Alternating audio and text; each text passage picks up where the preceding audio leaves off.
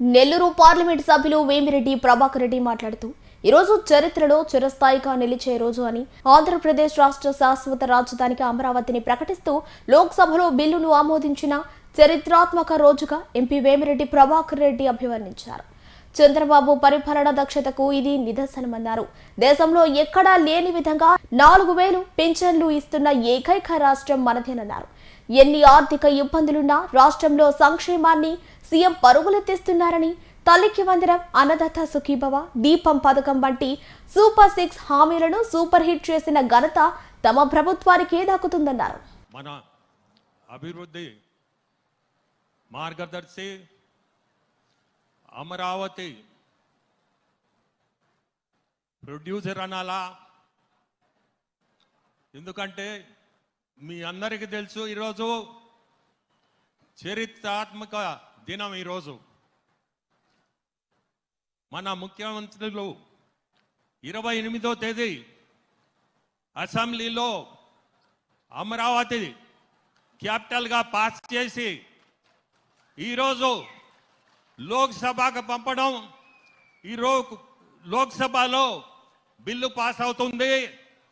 మనందరం ఈరోజు ప్రతి ఒక్కరు కూడా నిలబడి సారికి దండం పెట్టండి. అమరావతి క్యాపిటల్ అనేది ఏర్పడుతుంది. మనకి ముందుకి ఎవ్వరు కూడా భయపడాల్సిన అవసరం లేదు. మనకి ఒక క్యాపిటల్ అనేది ఏర్పడుతుంది. ఈరోజు రాజ్యసభలో కూడా క్లియర్ అవుద్ది. ఈరోజు కాకపోతే రేపు మార్నింగ్ రాజ్యసభలో కూడా క్లియర్ అవుద్ది బిల్లు. సో మనకి ఒక క్యాపిటల్ అనేది మన ముఖ్యమంత్రులు చంద్రబాబు నాయుడు గారు విజనరీతో ఇటువంటి చరిత్రాత్మక డిసిషన్ తీసుకొని అంత 3 రోజుల్లో జరిపించడం అంటే దేశంలోనే ఇట్లా జరిగి ఉండదు. ఇప్పుడు జరిగిన క్యాపిటల్ అమరావతి గురించి ఈరోజు చెప్పాలంటే పెన్షన్ గురించి ఎన్టీఆర్ భరోసా, ఈ పెన్షన్ అనేది దేశంలోనే ఎక్కడ కూడా 4,000 పెన్షన్ ఇచ్చే కార్యక్రమం ఎక్కడా లేదు. మన గవర్నమెంట్ తప్పక, ఆంధ్రప్రదేశ్ గవర్నమెంట్ తప్పక. ఇంతకు ముందు మీరు చూసుంటారు, సంవత్సరానికి 250 లెక్కన 3,000కి తీసుకొస్తే ఒకటే పెన్ స్ట్రోక్ తో 4,000 పెన్షన్ తీసుకుపోయారు.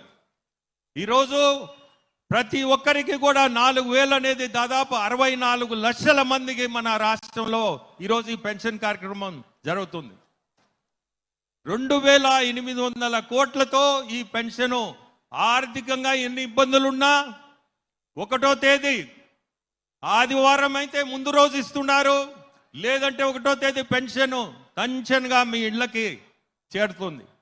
అటువంటి కార్యక్రమానికి ఈరోజు మన ముఖ్యమంత్రులు వింజమోను, ఉదయగిరి కాన్స్టిట్యున్సీలు వింజమోనికి రావడం చాలా సంతోషం.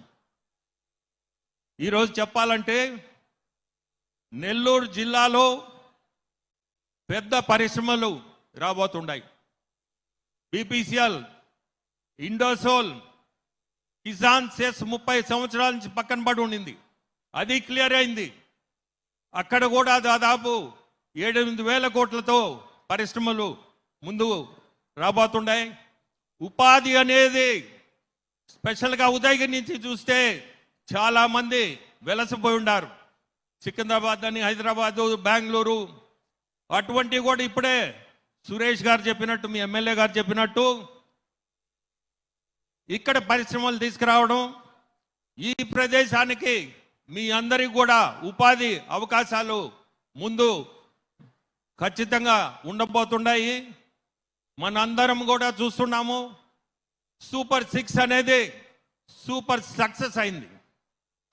ఇవన్నీ కూడా ఎన్ని ఇబ్బందులున్నా ఆర్థికంగా మన ముఖ్యమంత్రులు ఎవరు కాబట్టే నేను ఢిల్లీలో చూస్తుంటా ఎంత ఇబ్బంది పడుతుంటాడో. వచ్చినప్పుడు ఆర్థికంగా చాలా ఇబ్బందులు ఉన్నాయి రాష్ట్రానికి. ఇవన్నీ తట్టుకొని ఎంతమందిని కలుస్తాడంటే పెద్దలందరినీ అక్కడ అందరినీ కలిసి రాష్ట్రాన్ని ముందుకు తీసుకోవాలా, ముందు అడిగించాలా అనే ఒక్కటే కాన్సెప్ట్తో ప్రజలకి ఏది చేయాలా, ఏ మంచి చేయాలా అని తప్పక వేరే ఆలోచనే లేదు.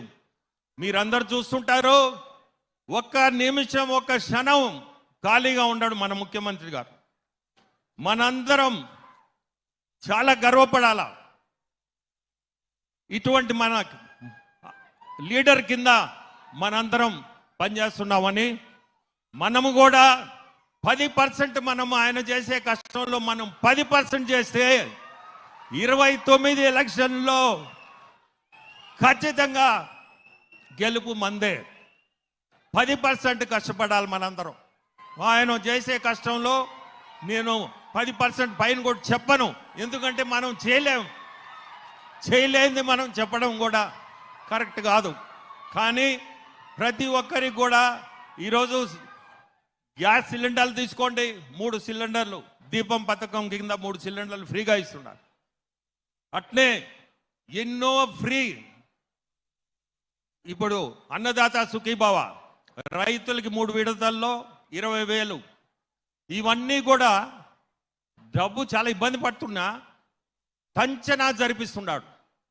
జరపాలంటే కూడా చిన్న పని కాదు, కానీ జరిపిస్తున్నాడు.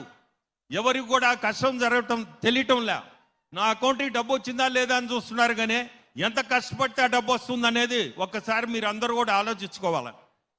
ఈ స్కీమ్స్ కాకుండా మొన్న మీరు చూసుంటారు జాబ్ క్యాలెండర్. మన లోకేష్ బాబు పాదయాత్రలో యువ గలం కార్యక్రమంలో ఎక్కడ ఏం చెప్పాడో ప్రతి ఒక్కటి కూడా తూచా జరిపిస్తున్నాడు. దాంట్లోనే భాగంగా మొన్న జాబ్ క్యాలెండర్ దాదాపు 10,600 మందికి ఉద్యోగాలు రిలీజ్ చేశారు. ఇవన్నీ కూడా ఏది చెప్తే తండ్రి కొడుకులు ఇద్దరు కూడా మాట మీద ఉండి జరిపిస్తున్నారు. కష్టాలు వాళ్ళు పడుతున్నారు, కానీ కార్యక్రమాలు అయితే జరిపిస్తున్నారు. మనందరం వాళ్ళ కింద మనం పనిచేయడం అంటే చాలా గర్వపడి మనందరం కూడా పార్టీని ముందుకు తీసుకుపోవాలా. ఈ పార్టీ చాలా కష్టపడి పైకి వచ్చిన పార్టీ, కార్యకర్తలే దానికి స్తంభాలు. అటువంటి కార్యకర్తలు ఏ సమస్యలున్నా ప్రతి ఒక్కరు కూడా మన ముఖ్యమంత్రి వారికి చెప్పుకోవచ్చు. ఇటువంటి కార్యక్రమాలకి వచ్చిందే మీ ఏదన్నా కష్టాలుంటే వినేదానికి. సో ఈరోజు చాలా సంతోషం. స్టేజ్ మీద ఉన్న పెద్దలందరికీ కూడా నమస్కారం. మీ అందరికీ స్టేజ్ మీద ఉన్న మీ అందరికీ కూడా ధన్యవాదాలు తెలుపుతూ సెలవు తీసుకుంటాను.